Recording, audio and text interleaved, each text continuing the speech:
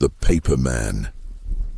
There's something unnerving about the sound of paper, not when you're reading, not when you're writing, but when it moves on its own, when you hear it crumple in a quiet room, when you feel it slip under the door before you even notice it's there.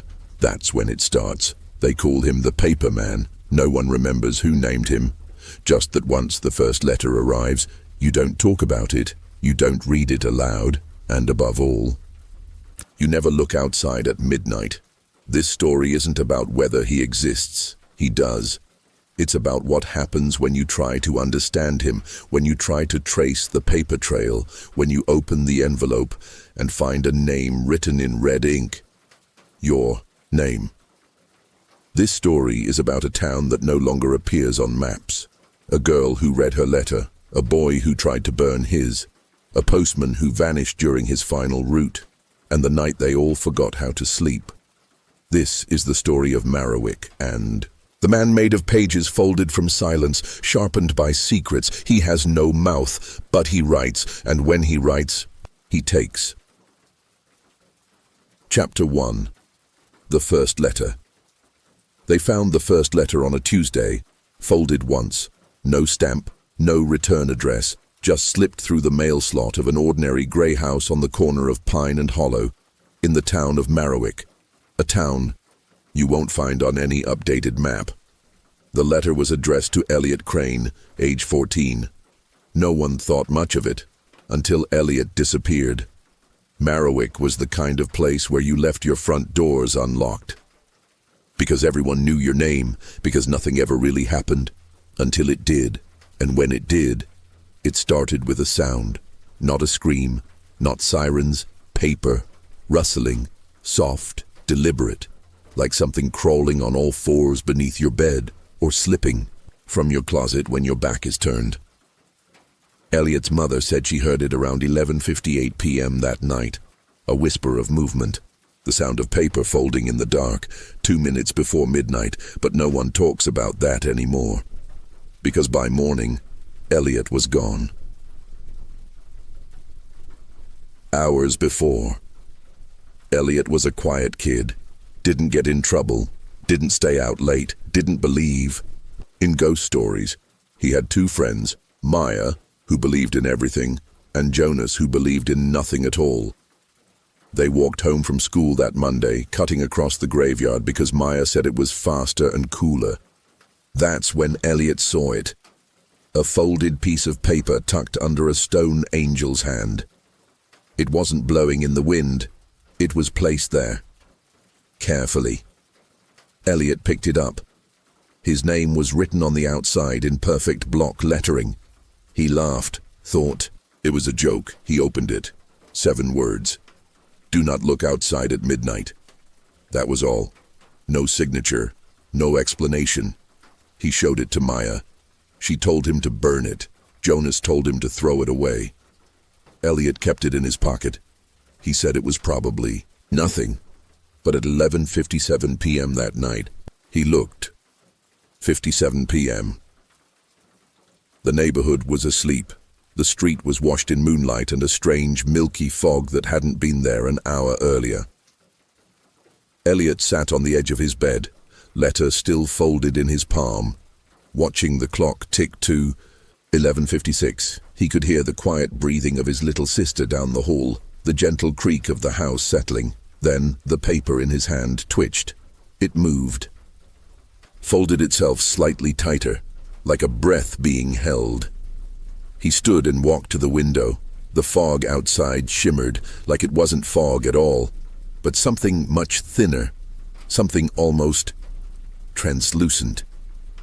And there, beneath the street lamp, across the road, a man, tall, thin, completely still, made entirely of folded paper, not drawn, not wearing it, made of it. Pages flapped softly in the breeze where his arms should have been. His head tilted. Elliot's breath caught in his throat. He stepped back, and the paper man took 1 step forward. At midnight, Elliot stumbled backward into his nightstand. The lamp fell, shattered, but he didn't hear glass. He heard pages, dozens of them flapping all at once like wings or whispers or both. He turned from the window, and the letter he'd held was gone. In its place, another, sitting neatly on his pillow, folded, closed, still warm. He reached for it. His fingers trembled. Inside, 7 new words. You looked. He saw. He's coming in. Something creaked downstairs. Not the stairs. Not the door. Something deeper. Something like paper bending. Chapter 2. The door that wasn't there yesterday. They say fear makes the mind forget details, that panic smooths over edges, rewrites rooms, erases things that should have never been there in the first place. But Elliot would have remembered a door, especially that one, because it wasn't there the night before, and it wasn't supposed to be in the hallway. A door where the bookshelf had always been, closed, no handle, just waiting. 01M. Elliot. Crane's house. Elliot didn't scream, not when he found the second letter, not when the floor creaked, not when he stepped into the hallway and saw the door. He just stared. 7 feet tall. Pale wood. Carved with lines that looked more like folds than grain. There was something off about it, like it was leaning forward slightly, like it wanted to fall into him. On the floor beneath it, a third letter, unfolded this time. Words already, spread open like a mouth. He is behind every door you don't remember. 3M. The door didn't open, not right away. Elliot leaned down, touched the paper. It was warm, not like it had been sitting in sunlight. Warm like a pulse, and then it moved, not the paper, the door. It folded inward, not swung. Not creaked, folded, like origami collapsing in reverse.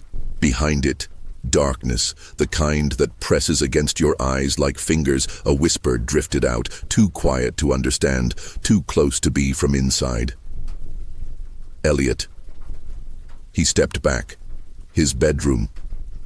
Door slammed shut behind him. He turned, but there was no hallway anymore, only pages, pinned up like wallpaper, covered in writing. All of it the same sentence. You should have listened. You should have listened. You should have listened.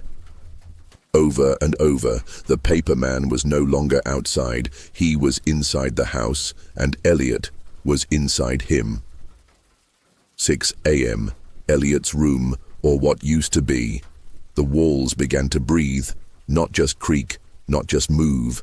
Breathe, inhale, exhale, long, slow folds, curling inward and out again, like lungs made from loose leaf. The floor peeled back, revealing nothing, just more paper. And deeper down, another version of Elliot's room. The same desk, same bed, same lamp, but darker, and in the chair, another Elliot, still, unblinking, mouthful of paper, hands red with ink, and clutched in one palm, a pen, still dripping. He was writing a letter to Elliot. And when the real Elliot stepped forward, the version in the chair looked up and whispered without lips, "Tag, you're next." Chapter 3. The children who remembered too much. Most people forget the things they're told not to remember. It's a survival instinct, a safety switch, a way to protect the fragile fabric of your world from tearing too early. But children remember everything, especially the wrong things, and in Marowak, the wrong things always came folded. Tuesday morning, Marowak Middle School. Maya didn't hear the news from a teacher. She heard it in the hallway. In the hush between second, bell and third period, Elliot didn't show up. He wasn't sick. He hadn't moved away. There were no calls, no answers. No one at the house, just gone, like a bookmark pulled out of a story mid-sentence. Maya believed in monsters. She always had. But what scared her most weren't the ones under the bed. It was the kind that wore rules, the kind that arrived in envelopes with no return address, because monsters you could fight, But rules you had to obey. And the folded paper in her locker that morning had only one rule: do not speak his name. Not even in thought.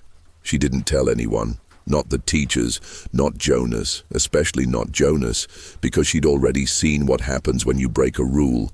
She'd seen Elliot's window the night before, and the shape standing under the street lamp. 12 p.m. Back of the library. Maya sat with her knees pulled to her chest, staring at the letter in her hand. It felt heavier than paper, like it was pressing into her skin with something sharp, even though it hadn't been opened. She could hear a whisper not in the air in her bones. Say nothing, think less. Fold yourself small. She shoved the letter into her backpack, zipped it shut, and that's when she noticed something else. A piece of notebook paper slipped between the pages of her history book. Different handwriting, messier, urgent. Whatever you do, don't.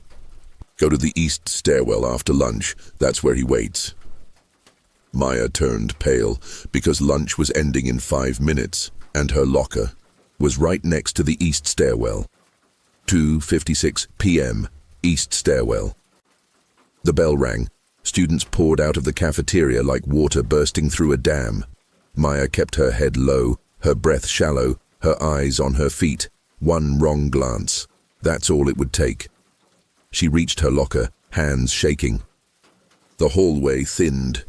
Laughter faded, footsteps echoed.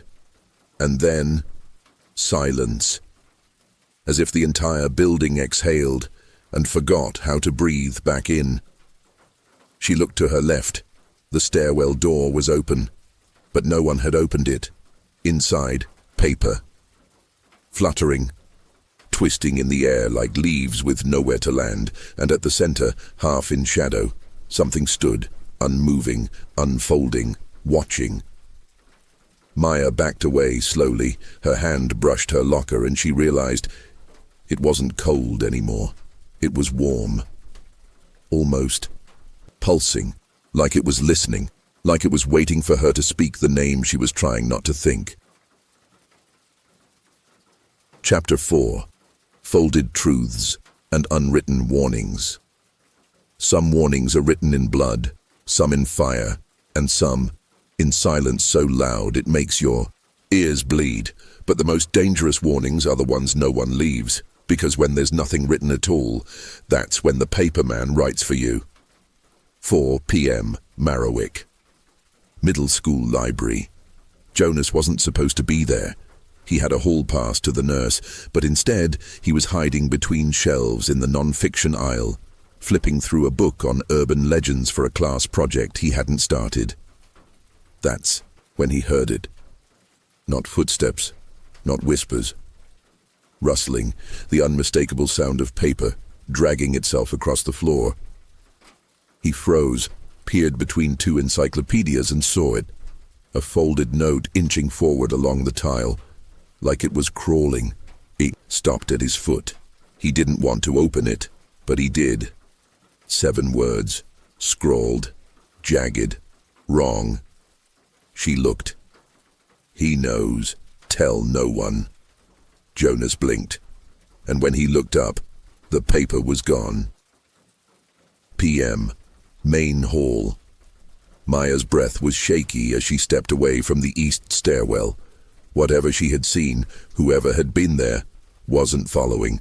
Not yet. She rushed past the lockers, gripping her backpack like a shield. Her shoes made no sound. The halls absorbed everything now. She turned the corner and ran straight into Jonas. He grabbed her shoulders, eyes wide, pale. "Don't say anything," he whispered. "I know," she said back. They didn't need to explain. Both had seen something. Both had read something. But only one of them had seen the paper man move. There's something terrifying about being believed, because when someone else sees what you see, you can't pretend it was just your imagination anymore. Now it's real. Now it wants something. 18 p.m., back of room 204. They sat in silence behind a row of unused desks. tucked in the corner of a dusty classroom where substitute teachers dumped old supplies. Jonas pulled out the letter. Maya did too. They laid them side by side. Different ink, different paper, same message, same handwriting. He knows. He listens. Don't speak the seventh fold. Maya's hands shook. What's the seventh fold? Jonas asked. She didn't answer. She just reached into her backpack and pulled out a third note, unopened, unmarked, waiting. 19 p.m. The fold begins. The lights in room 204 flickered, not once, not twice, but in a pattern, 3 short flickers, 1 long. Then silence. Jonas held his breath. What was that? Maya didn't move. She just stared at the third note.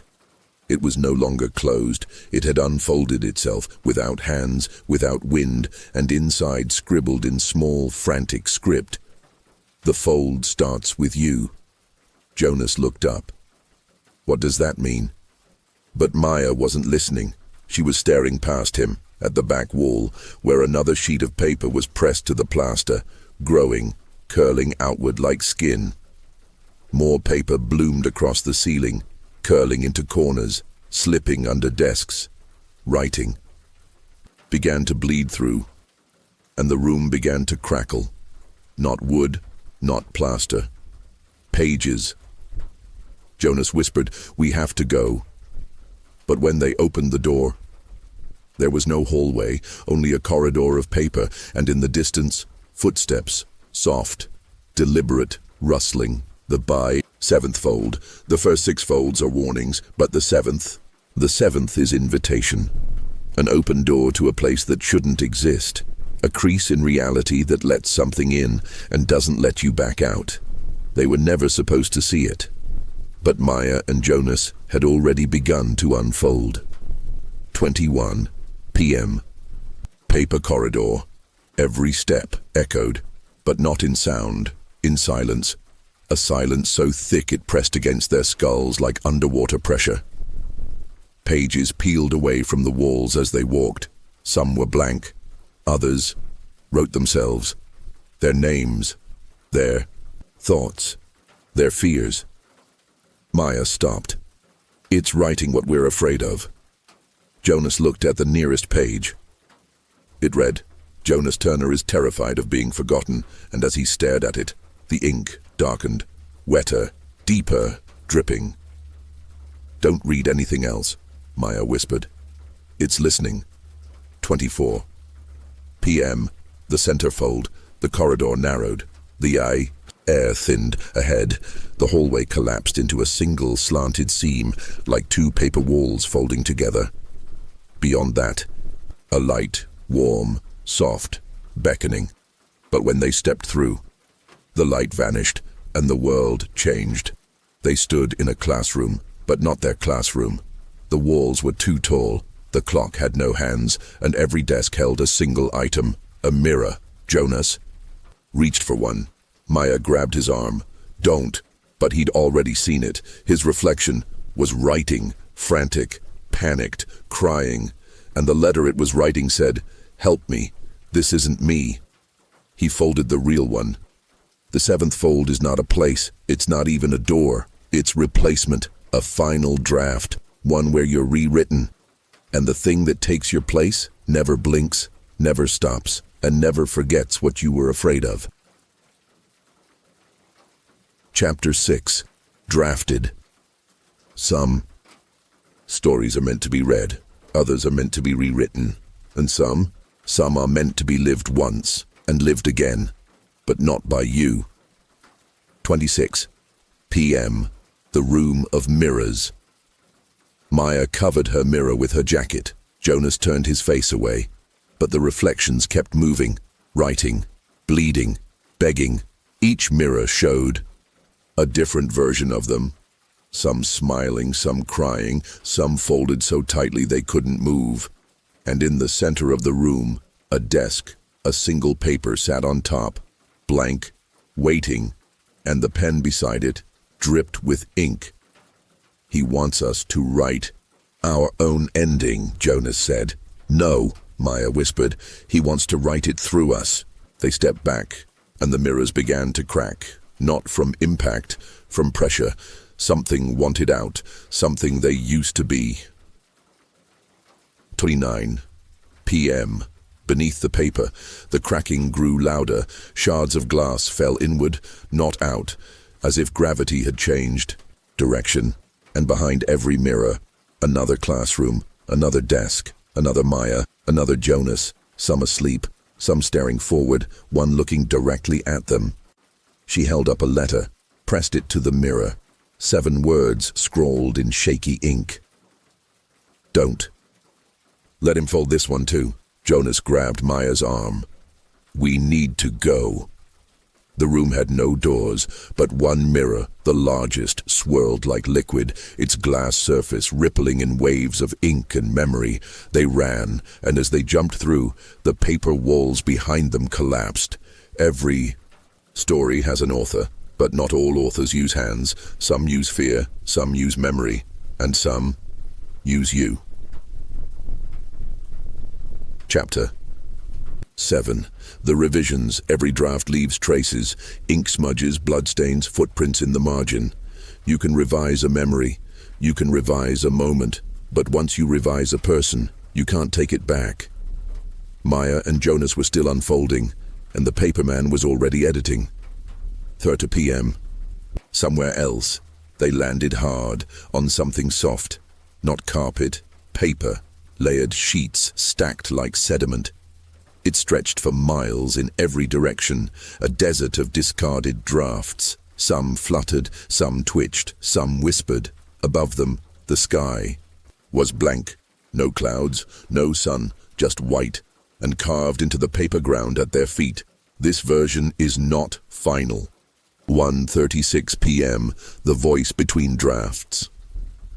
They walked. Every step kicked up dust made of shredded stories. Some pages stuck to their shoes. Maya peeled one off her heel. It had a drawing, a boy and girl. Stick figures, holding hands, a sun in the corner. A crooked smile on each face, and underneath, written in red crayon, this was how it was supposed to end. Jonas swallowed hard. What is this place? Maya turned in a slow circle, scanning the endless parchment horizon. A revision bin, she said. We're inside his process. Then they heard it, a scratching, not nearby, below, as if something was writing underneath them. They looked down. New lines were appearing in the paper. They are not finished. They still have folds left. He doesn't erase mistakes. He buries them and builds the next version on top. 42 p.m., the draft grave. They walked until they reached a ridge in the paper dunes. Beyond it, thousands of crumpled forms moved ever so slightly, shifting with the breath of something sleeping beneath. Some were folded children, some looked like teachers. A few looked like versions of Maya and Jonas, their features half inked, half erased. Are they us? Jonas whispered. No, Maya said. They're almost us. One of the forms twitched violently. Its head snapped up. A blank face stared at them. And then, a voice. He doesn't need more stories. He needs endings. Dozens of others echoed the word. Endings. Endings. Endings. Maya backed away. The sky began to ripple. Pages tore themselves from the dunes and formed a funnel overhead. A single line of script spiraled down from the sky. This revision has been accepted. Jonas screamed. The ground folded inward, and Maya lost her grip on the edge of the reel. Chapter 8. The Final Draft. Some endings are written in blood. Some are folded in silence. But this one was written inside them. Because the final draft isn't something you read, it's something you become. Time unknown. The white fold Maya awoke lying flat.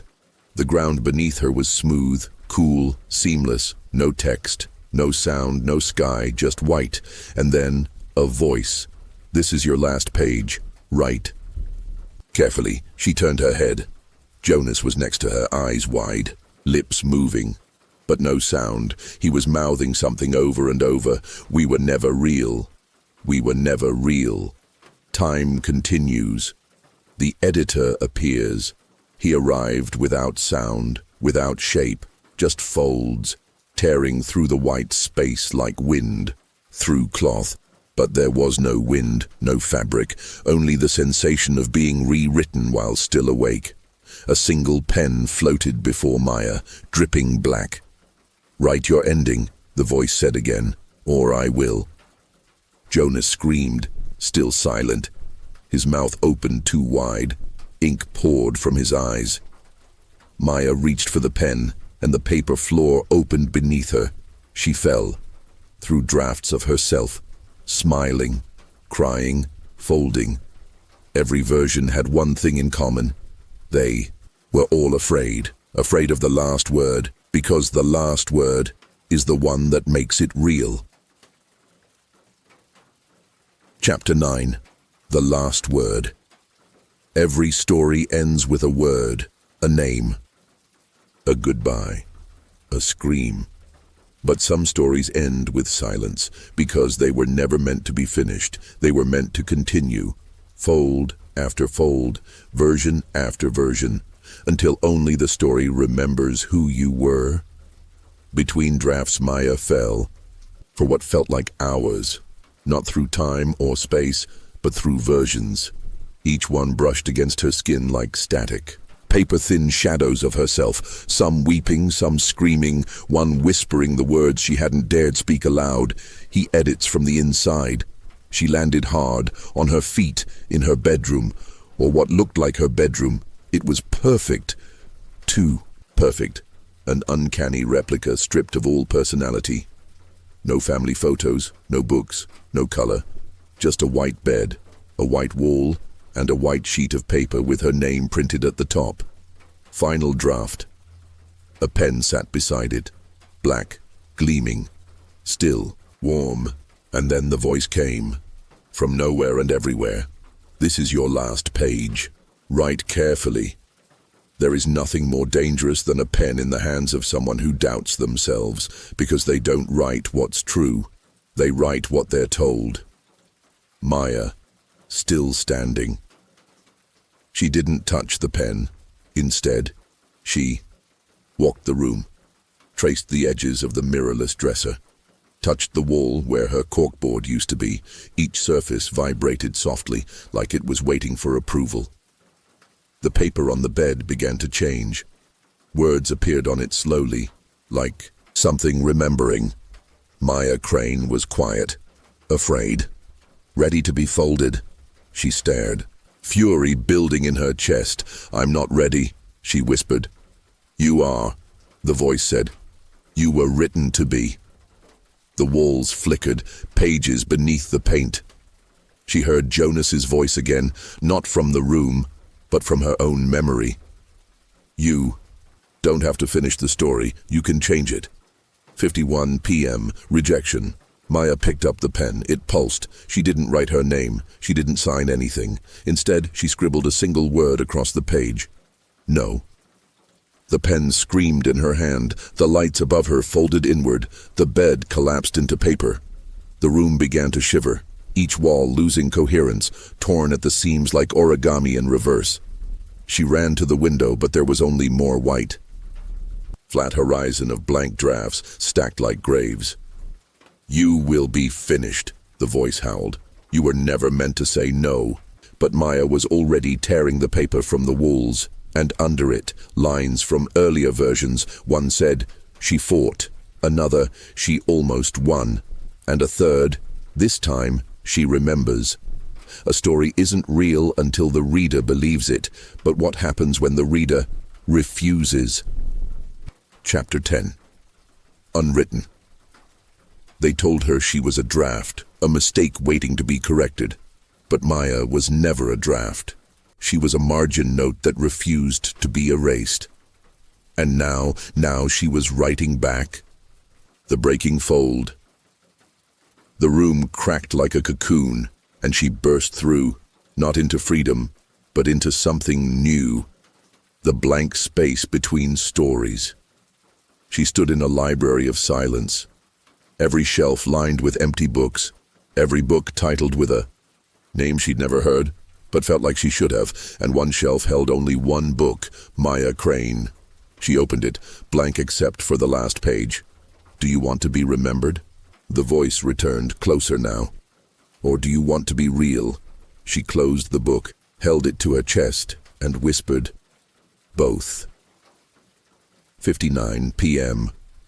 The voice weakens. The walls began to fray, not crumble, unravel, like the edges of a page being erased in reverse. Maya moved down the rows of shelves, fingers grazing titles like memories half remembered. Some she swore she recognized. Jonas Turner, Elliot Crane, The Girl Who Looked at Midnight. The First Fold. Each spine pulsed faintly, each one alive with something unfinished. She reached a long aisle with a mirror at the end, but it didn't show her. It showed a figure made entirely of parchment, faceless, folded, the paperman, and, in his hand, a pen. He didn't speak. He didn't have to. He began to write on his own chest, and every letter he wrote appeared across Maya's arms. You are mine. You were written. You will fold. She stared at the marks. They were real. They burned. Then she did something he hadn't written. She reached into her coat, pulled out her letter, the one she was given in the very beginning. 7 words. She tore it in half. The mirror cracked. The voice screamed. The story wants to control the reader. But the reader can control the story if they refuse to turn the page. Chapter 11. Erasure. They always say the only way to win against a story is to walk away from the ending. But Maya wasn't walking. She was tearing pages out as she ran. 2 p.m. The library begins to collapse. Every shelf groaned. Every book bled. The names of the forgotten screamed from inside their bindings. Maya ran, past the broken mirror, past the dissolving aisles, past the folded versions of herself reaching up from torn catalog drawers, and somewhere behind it all, the paperman stumbled. His edges were unraveling, his folds were fraying. He was no longer writing, he was deleting everything, even himself. 7 p.m. The ink storm. The ceiling tore open, not with rain, with ink. Black tendrils spilled downward like veins, searching for paper. They caught books mid-air and dragged them upward, screaming, sobbing, crumpling. Maya ducked behind a falling case, narrowly avoiding a crash of collapsing memory. She pulled her torn letter from her coat again. It glowed faintly now, like something resisting the void. What if I write my own ending? She whispered, and the air paused. The ink froze mid-drip. Somewhere in the distance, the paperman turned. You can't, came his voice. You're not real. But he had forgotten. Only real people try to rewrite themselves. 9 p.m. The last page.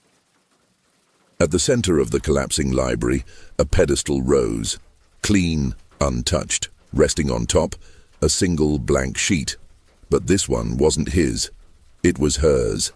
She stepped forward, held her letter in one hand, the pen from earlier in the other. She didn't ask for permission, she wrote, I remember. I choose. I remain. The ground shook, not from destruction, from denial, from the system itself rejecting her deviation. Pages curled and turned to ash. The paperman screamed, a sound like rustling forests and funeral bells. His outline twisted in on itself. Maya stood still, letting the storm pass around her, and when the ink had dried, she was still there. Chapter 12. Margins. The story tried to erase her, but she became the part it couldn't reach. The scribble in the corner, the margin. Note that ruins the plot. The fold that folds the other way. Maya Crane was never the ending. She was the edge. 13. p.m. What remains? Everything was ash, except her and one small corner of the world that hadn't been rewritten, a fragment of a hallway, the sound of a school. Bell, a voice calling her name like it was waking her from a dream. Maya, she turned. Jonas, real, whole, himself. He reached out his hand, she took it, and the margin widened. 17 p.m. Reorientation. The bell continued to ring. Students streamed down the hallway, ordinary, unaware, unaltered. Maya stood frozen, watching the world reassemble itself. Locker doors slammed, laughter echoed. A girl waved to her from the other side of the hall like nothing had happened. Jonas whispered, "Are we back?" Maya shook her head. "No, we're written differently now." She opened her locker. Inside, a crumpled note. 7 words. But these were new. "The story forgot you.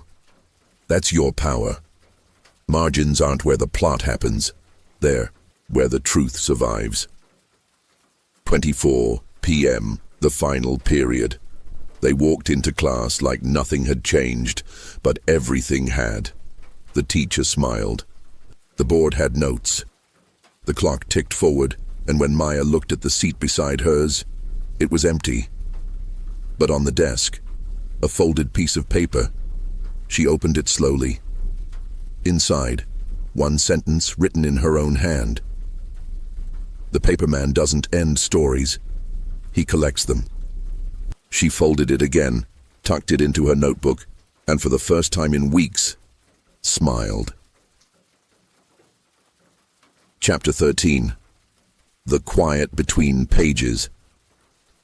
Not all stories end with the last word. Some end in the pause after, in the silence between pages, where the ink runs out, and the echo of what was written lingers just long enough to change you. That's where Maya lives now. 44 p.m. Between classes. The world kept turning. Hallway chatter, locker slams, the same poster for the school play peeling from the corner. Normal. But Maya could still hear it. The quiet. Not silence. Not noise. Something between. A breath waiting to become a scream. And inside that stillness, she could still feel the paperman, not watching, just present, folded somewhere in the seams of reality, waiting to be remembered. PM. Jonas notices too. They didn't talk about it much, not anymore.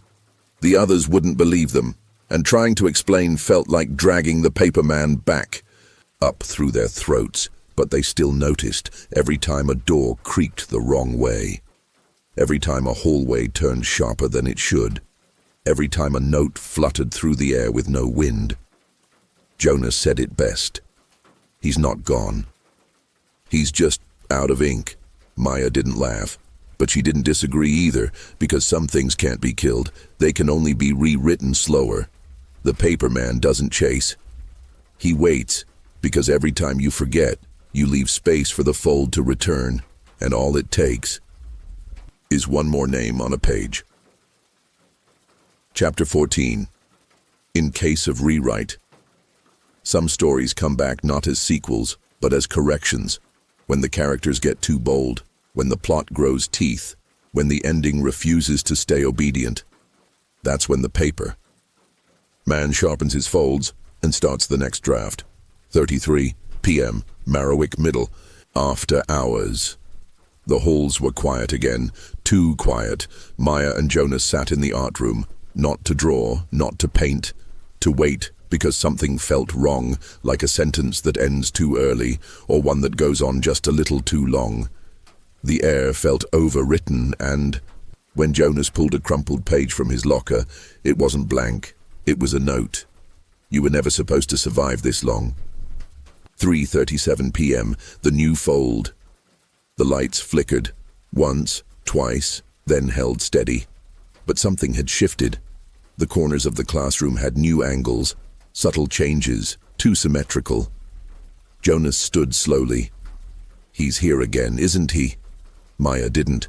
Answer. She pulled out her notebook, the one that had survived every draft, and inside it a fresh page, not blank, typed.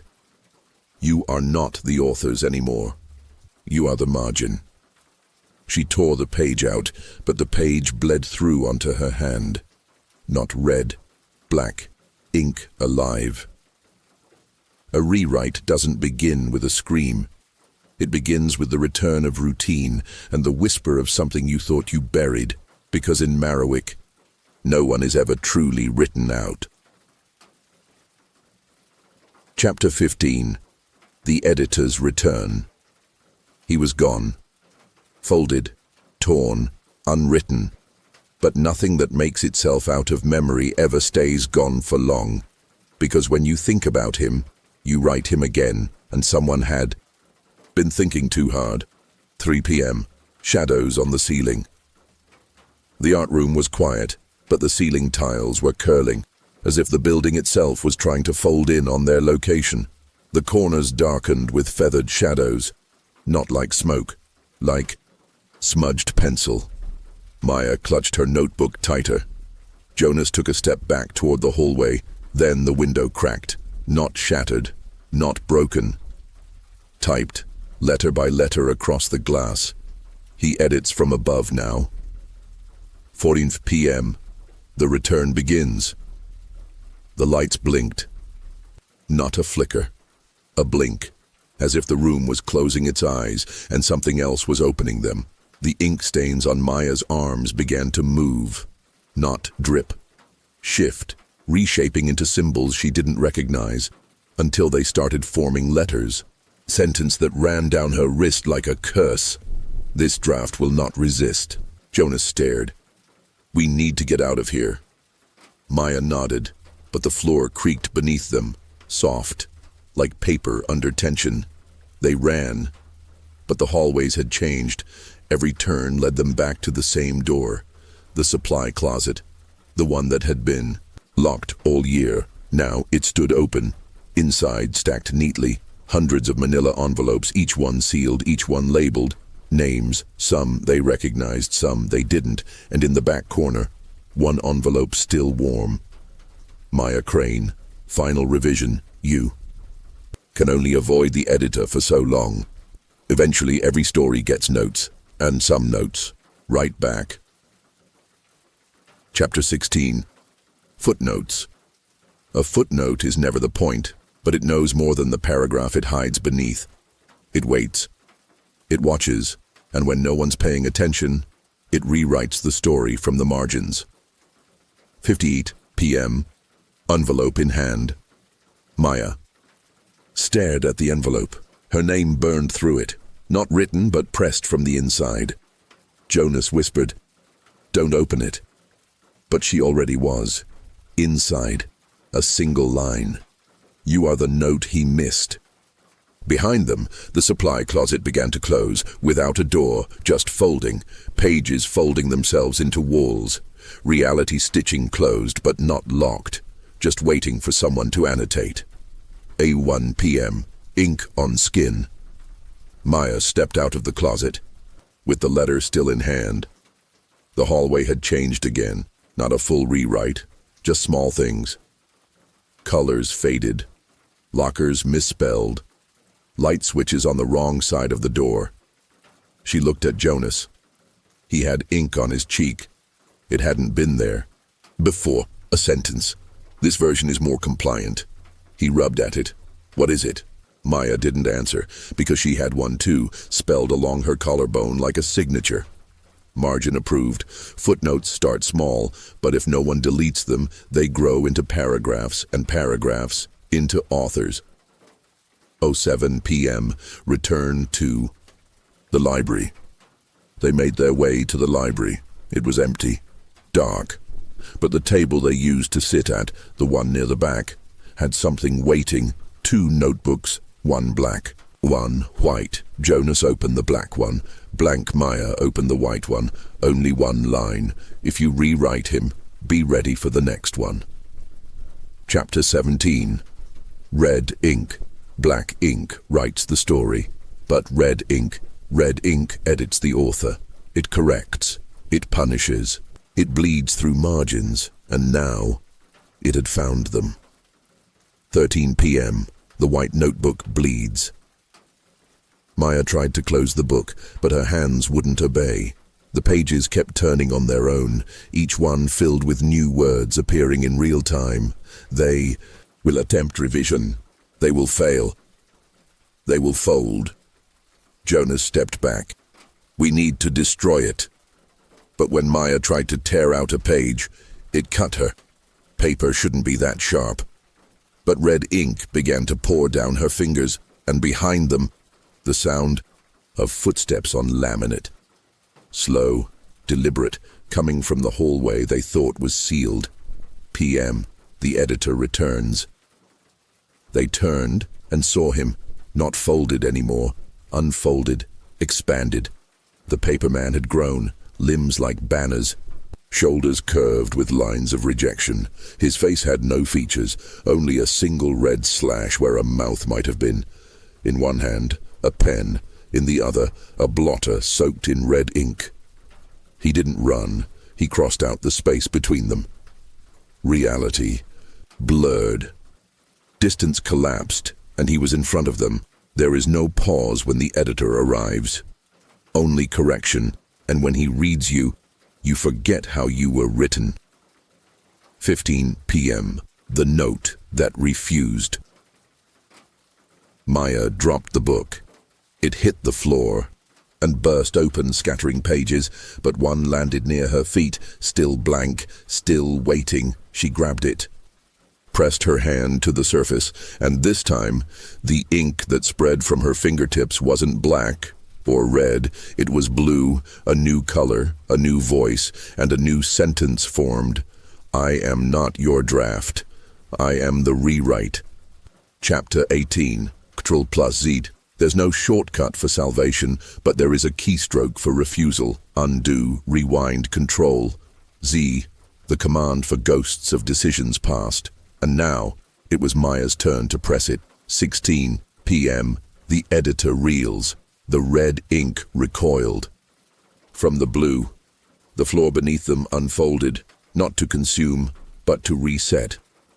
Every fold that once carried weight began to lighten. Jonas stared at Maya. Did you just rewrite him? She didn't speak, because the sentence on the page was still growing. Ctrl+Z. Reject narrative authority. The editor took one final step, then stopped, as if overwritten by the very ink he once controlled, and in his place, only scattered pages, white, black, red, and now, blue. 19 p.m. Restoration. The hallway outside the library returned first. Color flowed back into the lockers. The lights held steady. The writing on Jonas's arm faded. Maya's notebook stopped bleeding. Its pages were clean, but they weren't empty. They were hers now. She flipped through them, each one blank but humming, waiting to be filled. Not by prophecy, not by fear, not by folded hands, but by choice. Her pen. Her voice, her rewrite. Jonas stood beside her. He didn't say anything, but in the silence, he smiled, for the first time, like someone who remembered who they used to be. You can't always erase what's written, but you can decide what gets passed forward. And sometimes, the bravest thing a character can do is write themselves out of someone else's ending. Chapter 19. The closing tag. Every story has to end, but the best ones don't stop. They echo, they flicker, they hide in margins, and wait to be read again. But Maya's story wasn't meant to echo, it was meant to close. 27 p.m. The final page. The library was empty now, truly empty. No shadows, no folded corners, no whispering ink, just quiet. Maya stood at the center table. The last page from her notebook rested before her. It was time, not to run, not to fight, to finish. She picked up her pen and wrote one final line. This story is complete. The floor didn't shake. The lights didn't flicker. Instead, a breath of air passed through the room, a closing sigh. The kind you only hear when a door finally closes. Voiceover. Some endings are quiet, some are earned, and some are simply allowed. Maya didn't need applause. She didn't need a twist. She needed peace. And now she had it. 31 p.m. The hallway. Jonas was waiting outside. He didn't ask what she wrote. She didn't offer. They walked the hallway together. Light streamed through the windows. Clean, soft, real. As they reached the school's exit, Maya paused, turned back, and for just a moment, she thought she saw a figure standing in the library window, tall, still, silent. But when she blinked, it was gone. And maybe that was the point. Not to erase the story, but to remember that it could be ended. By choice. By courage. By someone who finally picked up the pen and said, "No more." The paperman doesn't fear being forgotten. He fears being finished, but this time, the last word was hers. The margin of memory. Stories don't die. They just fold themselves into the quiet, waiting to be remembered. Especially the ones we think are finished. 10 years later, somewhere quiet, Maya Crane went by a different name now, not because she had to, but because she wanted to live as someone who'd written her own ending. She taught creative writing at a small community college in Northern Oregon, the kind of place where stories felt safe, contained, manageable, where margins stayed where they were supposed to. Most days she forgot what silence used to feel like, until a student submitted something strange. Tuesday, submission review, 3:17 p.m. Maya sat at her desk, red pen in hand, flipping through first drafts, character sketches, poetry, fantasy chapters, and then one composition stopped her. Unlabeled, untitled, 7 words, typed in the center of the page. "Do not look outside at midnight." She froze. Her fingers clenched around the pen until the red ink bled. She flipped the page over. Nothing on the back. She checked the folder. No name, just one handwritten note in blue. "I thought you'd understand." The paperman was gone. But memory is a doorway with no lock, and names always echo. Later, that night, her apartment, Maya sat with a cup of tea, staring out the window. Midnight was approaching. The room was quiet, the air still. Her bookshelf, full of drafts from students and novels she'd never finish, stood untouched, except for one small envelope resting on the top shelf. It hadn't been there yesterday. Folded once, no stamp, no name. She didn't open it. She didn't have to, because she remembered the rules. Some stories don't want to be reopened. They want to be witnessed, acknowledged, left undisturbed. But just in case, if someone ever hands you a note with your name on it, and there are no instructions inside, write your own. Because the moment you read what was meant to control you, you become part of the draft, and someone else picks up the pen. Final shot. A young student in the hall, a freshman from Maya's Thursday class, walks alone across campus. He pulls a letter from his coat pocket. 7 words. She ended it. But you remember him. He tucks it into a notebook, smiles to himself, and keeps walking. The wind carries a whisper. Soft. Folding. He was written out, but he was never deleted, and somewhere, in the space between memory and silence, the paperman waits. If this story unfolded, something inside you, if you listened, and the silence felt too loud, then share it. Tell a friend, whisper it back. Listen again, alone at midnight. Subscribe for more stories that don't stay dead. And if you ever find a folded letter waiting on your desk, don't read it out loud. Write back.